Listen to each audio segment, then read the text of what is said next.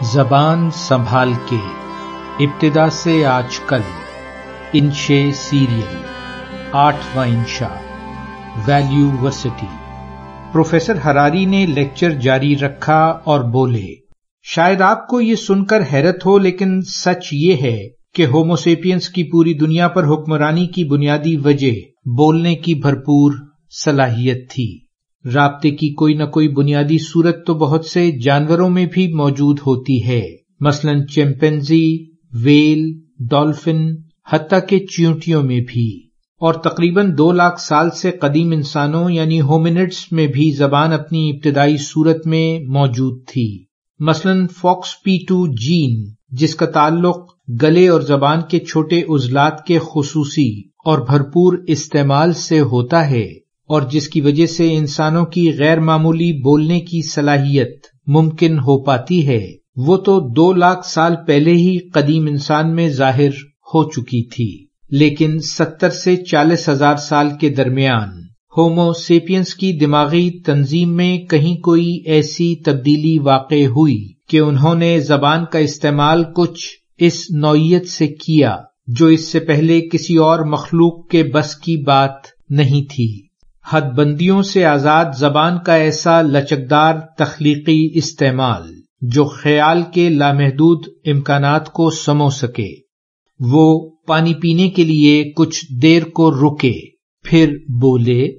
اس انقلاب سے پہلے قدیم انسان جو زبان بولتے تھے اسے ماہرین دریا کے پاس شیر زبان کہتے ہیں، یعنی موجود اشیاء کے حوالے سے ایک دوسرے کو مطلع کرنا، جیسے خطرات سے آگاہ کرنا وغیرہ۔ ہومو سیپینس نے تاریخ میں پہلی بار زبان کا ایسا غیر معمولی استعمال کیا جو غیر موجود کو بھی حقیقت بنا دیتی ہے۔ ماہرین اسے گپ شپ زبان یعنی غیر موجود کے متعلق گفتگو کہتے ہیں۔ دریا کنارے شیر زبان میں دریا اور شیر دونوں موجود حقیقتیں ہیں اور خطرہ بھی موجود، لیکن گپ شپ زبان ایک ایسی حقیقت تشکیل دینے کی صلاحیت رکھتی ہے جسے نہ دیکھا اور نہ سنا اور نہ مادی لحاظ سے محسوس کیا جا سکتا ہے۔ اس کے باوجود اس اندیکھی حقیقت پر ہمارا یقین اس قدر مستحکم ہو جاتا ہے کہ ہم اسے سچ مان کر آپس میں تعاون اور مشترکہ جدوجہد پر راضی ہو جاتے ہیں، مثلا سنہرا مستقبل، آخرت میں جنت کا حصول، جغرافیائی سرحدیں اور قومیت پرستی۔ یہ فرض کر لی گئی حقیقتیں ہمارے باہمی تعاون کا سبب بن جاتی ہیں۔ ہم ملک کی سرحدوں کو حقیقت مان کر اس کی حفاظت کے لیے جان دینے اور جان لینے پر تیار ہو جاتے ہیں۔ غور کیجیے، دریا، پہاڑ اور درخت تو حقیقی وجود رکھتے ہیں، لیکن باڑ لگی سرحدیں ایک فرض کر لی گئی مضحکہ خیز بات کے سوا اور کچھ نہیں۔ بات صرف اتنی ہوتی ہے کہ ہم ان مفروضوں کو اجتماعی طور پر سچائی تسلیم کر لیتے ہیں۔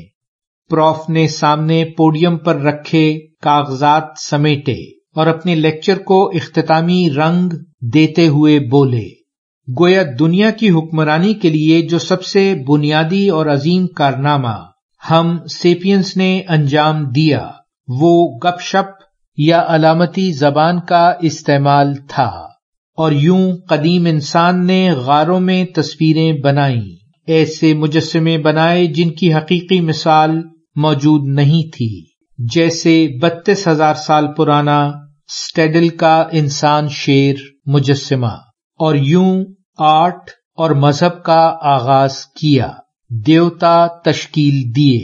گپ شپ زبان کے پراثر علامتی اظہار ہی کا فیضان ہے کہ ہم سیپینس اجتماعی طور پر دوسرے تمام جانداروں کے مقابلے میں اس زمین پر سپر پاور بن کر ابھرے، اور یہ حاکمیت اب تک قائم ہے۔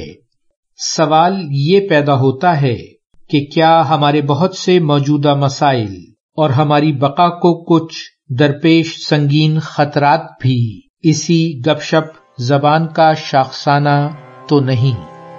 جاری ہے۔ ویلیو ورسٹی، شارق علی۔